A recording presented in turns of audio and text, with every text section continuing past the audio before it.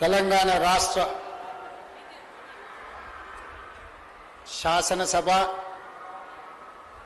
శాసన మండలి సభా సభ్యులకు బడ్జెట్ సమావేశాల సందర్భంగా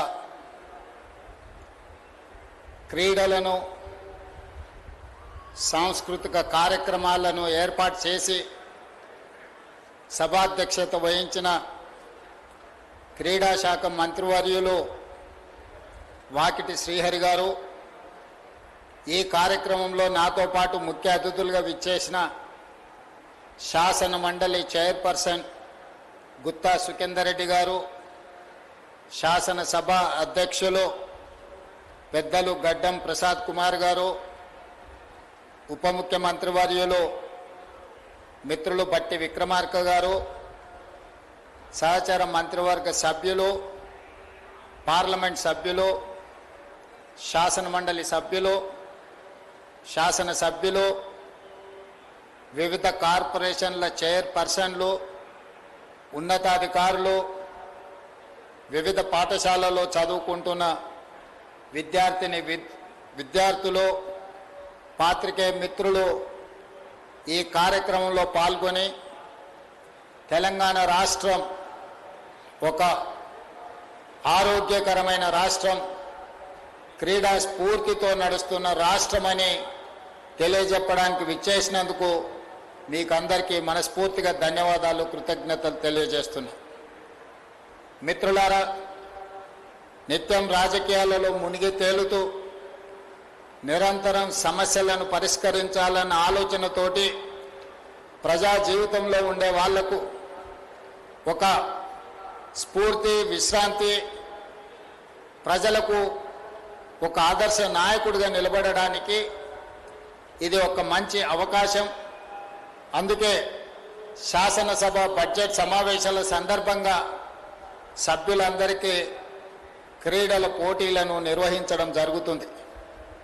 ఇక్కడ అద్భుతమైన విన్యాసాలు, అద్భుతమైన క్రీడా నైపుణ్యం ప్రదర్శిస్తారని నేను అనడం లేదు, కానీ అద్భుతమైన క్రీడా స్ఫూర్తిని ప్రదర్శించడానికి ఈ ఎల్బీ స్టేడియం వేదికగా మారుతుంది అని చెప్పి నేను సంపూర్ణంగా విశ్వసిస్తున్నా.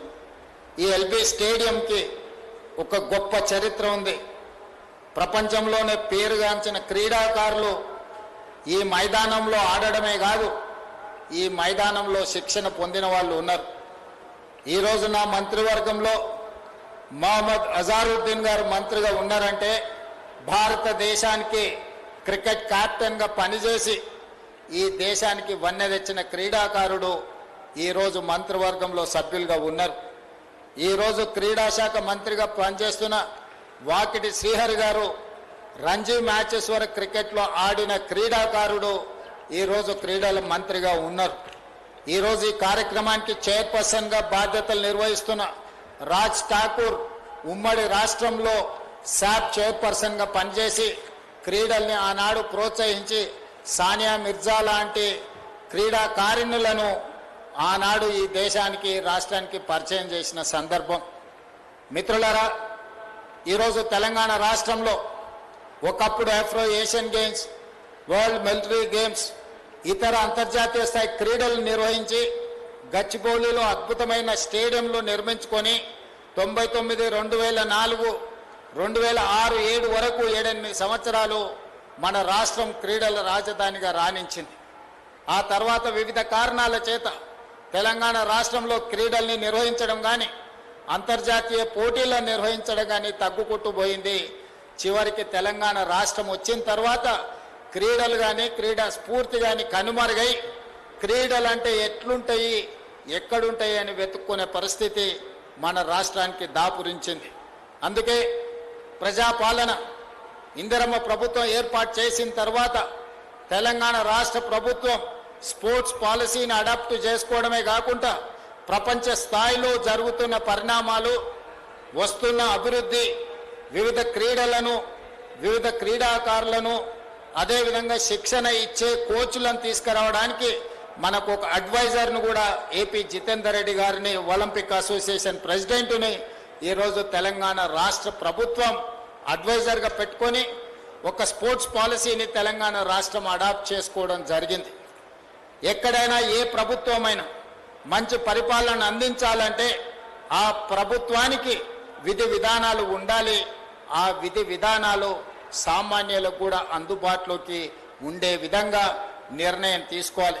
అందుకే తెలంగాణ స్టేట్ స్పోర్ట్స్ పాలసీ ఈరోజు గ్రామీణ ప్రాంతాలలో ఉన్న మట్టిలో మాణిక్యాలను వెలికి తీయాలని గ్రామ స్థాయి నుంచి రాష్ట్ర స్థాయి వరకు సీఎం కప్ పోటీలను పోయిన సంవత్సరం నిర్వహించి ఈ సంవత్సరం కూడా మా స్పోర్ట్స్ డిపార్ట్మెంట్ ఈరోజు సీఎం కప్ క్రీడల్ని గ్రామీణ స్థాయి నుంచి నిర్వహించడం జరిగింది.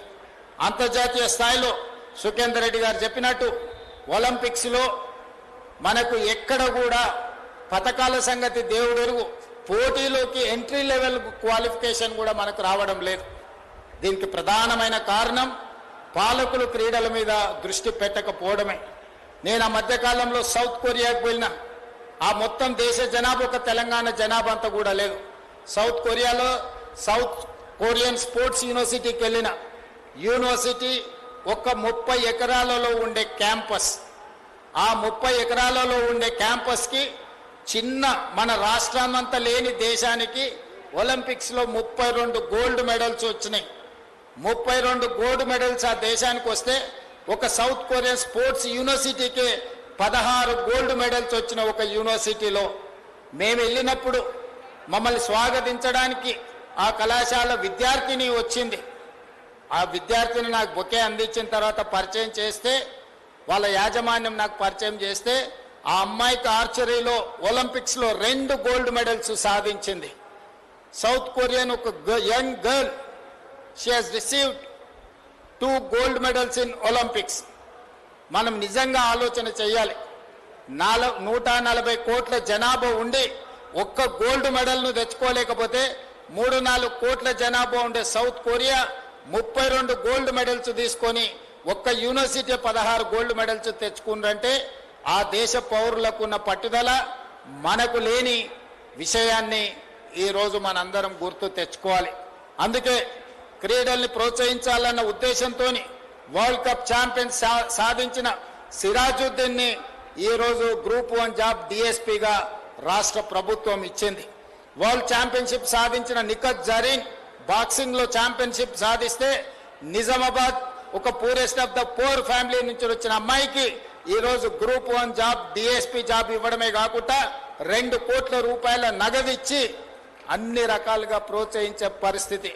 పారా ఒలింపిక్స్లో దీప్తి జువాన్జీ ఈరోజు గోల్డ్ మెడల్ మన సిల్వర్ మెడల్ సాధిస్తే గ్రూప్ 2 ఉద్యోగం ఇచ్చి ఈరోజు క్రీడలలో రాణించే విధంగా రాష్ట్ర ప్రభుత్వం ప్రోత్సహిస్తున్నది. అందుకే ఈ మైదానంలో ఉన్న విద్యార్థులకు నా సూచన, చదువుతో పాటు క్రీడల మీద ఆసక్తి పెంచుకోండి. క్రీడా మైదానంలో రాణించినా కూడా ప్రభుత్వం గుర్తించి గౌరవించి ప్రభుత్వ ఉద్యోగం ఇచ్చే బాధ్యత మీ ప్రభుత్వం తీసుకుంటుంది. క్రీడల మీద ఆసక్తి పెంచుకోండి, క్రీడల్లో రాణించండి. దేశ గుర్తింపు గౌరవాన్ని పెంచడమే కాదు, మీ భవిష్యత్తును కూడా మీరు బాగు చేసుకునే అవకాశం ఉంటుంది. ఇవాళ స్ఫూర్తిని పెంచడానికి మా శాసనసభ్యులను ఈరోజు వర్ధన్నపేట ఎమ్మెల్యే గారు నాగరాజు గారు నేషనల్స్ హాకీ ఆడిండు. నిన్నగాక మనము ఒలింపిక్స్ సంబంధించిన హాకీ ఈరోజు మనము వరల్డ్ కప్కి సంబంధించిన ఈవెంట్స్ మనం ఆర్గనైజ్ చేసినాం. Tri national football competitions, world కాంపిటీషన్స్ని మనం ఇక్కడ వాటిని ఆర్గనైజ్ చేయడం జరిగింది. ఒక్కొక్కటిగా వివిధ రంగాలలో క్రీడల్ని ప్రోత్సహించుకుంటూ ముందుకు వెళ్తున్నాం. ఈ క్రీడా స్ఫూర్తిని నింపడానికే మనం ఫుట్బాల్ దిగ్గజం మెస్సీని తెలంగాణ రాష్ట్రానికి తీసుకొచ్చినాం. మీరందరూ చూసినారు. కొంతమంది ప్రతిపక్ష నాయకులు రాజకీయాలలో మమ్మల్ని విమర్శిస్తే నేనేం పట్టించుకోను. రాజకీయాలలో ఏదైనా అంశాలను లేవనెత్తితే తప్పకుండా వాళ్ళు లేవనెత్తిన అంశాలను మేము గుర్తించి సవరించుకునే ప్రయత్నం చేస్తాం. కానీ ప్రపంచ దిగ్గజం ఫుట్బాల్కి ఒక గొప్ప గుర్తింపు ప్రపంచంలోనే తెచ్చిన మెస్సీని తెలంగాణ రాష్ట్రానికి తెస్తే దాని వివాదం చేసి అతన్ని ఎందుకు పిలిచిందనే చర్చ లేవనెత్తడం ఏ మేరకు సమంజసం? నేను ఆ ప్రతిపక్ష మిత్రులను నేను అడుగుతున్నా, ఫుట్బాల్ దిగ్గజం మెస్సీని లేకుండా మెక్సికోలోనే ఈ మధ్య డ్రగ్ లార్డ్ లా చాపో ఎన్కౌంటర్ అయిండు. వేలాది మంది పోలీసులు వెళ్ళి ప్రపంచాన్ని మొత్తం మత్తులో ముంచుతున్నాడని అతన్ని ఎన్కౌంటర్ చేయడం జరిగింది. మరి అతన్ని పిలిస్తే మీరు ఆనందపడతారా అని నేను అడుగుతున్నా. ఈరోజు మెస్సీ ఫుట్బాల్ దిగ్గజం మన రాష్ట్రానికి వస్తే మన ప్రతిష్ట ప్రపంచానికి తెలిసింది. కానీ ఎల్ చాపోను, డ్రగ్ లార్డ్ కింగ్ను మెక్సికో ప్రభుత్వం మొత్తం ఒక యుద్ధం ప్రకటించి ఎన్కౌంటర్ చేసిన అతన్ని మీరు ఈ రాష్ట్రానికి పిలవాలని భావిస్తున్నారా? నాకైతే అర్థం కాలే. ప్రతిపక్షానికి సంబంధించిన కొంతమంది శాసనసభ్యులు, శాసన మండలి సభ్యులు, శాసనసభ్యుల క్రీడల్ని బహిష్కరిస్తున్నామని అన్నారు. ఇది ఏం స్పోర్ట్స్ స్పిరిటో నాకు అర్థం కాలే. ఈ క్రీడా స్ఫూర్తి నాకు అర్థం కాలే. క్రీడా మైదానాలలో రాజకీయాలకు అతీతంగా మనందరం ఆ స్ఫూర్తిని ప్రదర్శిస్తే మన భవిష్యత్ తరాలు, మన యువతరం నేర్చుకొని క్రీడా మైదానాలలో కలిసిమెలిసి ఉండే అవకాశం ఉంది. మీ ఆలోచనలు ఎంతసేపు ఉన్నా ఫామ్ హౌజుల్లో, పార్టీలో, లేకపోతే పబ్బుల్లో, విందులోనే మీరు ఆలోచన చేస్తారేమో. మేము యువతను వాటి నుంచి దూరంగా జరపడానికి ఫామ్ హౌస్ పార్టీలకు, పబ్బుల్లో, విందులకు, డ్రగ్స్కి దూరంగా, గంజాయికి దూరంగా, మత్తుకు దూరంగా, మత్తు బాట వదలండి, మైదానాల బాట పట్టండి అని చెప్పి ఈనాడు తెలంగాణ రాష్ట్రంలో ఉన్న యువతకు ఆదర్శంగా నిలబడాలి అని ఈ క్రీడల్ని ఏర్పాటు చేయడం జరిగింది. వీటిని వీక్షించడానికి వేలాది మంది విద్యార్థులు తరలి వచ్చిండ్రు. ఈ స్ఫూర్తి కొనసాగుతుంది. అదే విధంగా శ్రీధర్ బాబు గారు సూచన చేసిరు, పొన్నం ప్రభాకర్ గారు విజ్ఞప్తి చేసిండ్రు. ఇది చరిత్ర కలిగిన గొప్ప స్టేడియం. ఈ రోజు ఈ స్టేడియంలో రాజకీయ కార్యక్రమాలకే పరిమితమైంది. దీన్ని అంతర్జాతీయ స్థాయిలో అభివృద్ధి చేస్తే బాగుంటుందని హైదరాబాదు నడిబొడ్డున, హైదరాబాదు నగరానికి తలమానికమైన ఎల్బీ స్టేడియంను అంతర్జాతీయ ప్రమాణాలతో డెవలప్ చేయడానికి ప్రభుత్వం ప్రణాళికలు రచిస్తుంది. తప్పకుండా ఈ ప్రాంతాన్ని అద్భుతమైన క్రీడా కేంద్రంగా రాష్ట్ర ప్రభుత్వం అభివృద్ధి చేస్తుంది అని నేను ఈ వేదిక మీద నుంచి చెప్పదలుచుకున్నా. అదేవిధంగా గచ్చిబౌలిలో ఉన్న 70 ఎకరాల క్రీడా మైదానాలను 700 కోట్ల రూపాయలతోని ప్రపంచ స్థాయి క్రీడల వసతులను అక్కడ అభివృద్ధి చేసి భవిష్యత్తులో 2034లో ఒలింపిక్స్ ని అక్కడ నిర్వహించే విధంగా ఈనాడు ఆ మైదానాలను అభివృద్ధి చేసే ప్రణాళికలు సిద్ధం చేసినాం. 3 నెలల్లోనే అక్కడ పనులు ప్రారంభించబోతున్నాం. 3 సంవత్సరాలలో ప్రపంచ పోటీలన్నిటినీ గచ్చిబౌలి క్రీడా మైదానాలలో నిర్వహించే విధంగా తెలంగాణ రాష్ట్ర ప్రభుత్వం నిర్ణయాలు తీసుకోబోతుంది. క్రీడా మైదానాలను అభివృద్ధి చేస్తుంది. అదేవిధంగా మీకు బేగంపేటలో ఉన్న హాకీ క్రీడా మైదానాన్ని ఒకనాడు అంతర్జాతీయ ఒలింపిక్స్ లో పాల్గొనడానికి క్రీడాకారులను తయారు చేసిన బేగంపేట్ హాకీ క్రీడా మైదానాన్ని తెలంగాణ రాష్ట్ర ప్రభుత్వం అభివృద్ధి చేస్తుంది. చివరగా ఒక్క మాట, 1950 నుంచి 60 మధ్యలో ఒలింపిక్స్ లో మొట్టమొదటిసారి భారతదేశానికి 4వ స్థానం వచ్చింది ఫుట్బాల్లో. ఆనాడు 7 మంది క్రీడాకారులు ఈ హైదరాబాదు నగరం నుంచే ఆనాడు ఒలింపిక్స్ పోటీలో పాల్గొన్నారు. ఆ రోజు నుంచి ఈ రోజు వరకు ఫుట్బాల్లో ఎప్పుడు ఒలింపిక్స్ ఎంట్రీ లెవెల్లో కూడా మనము పోలేదు. ఆనాడు దేశానికి 4వ స్థానం తెచ్చిన క్రీడాకారులు 7 మంది మన నగరానికి సంబంధించిన వాళ్ళే.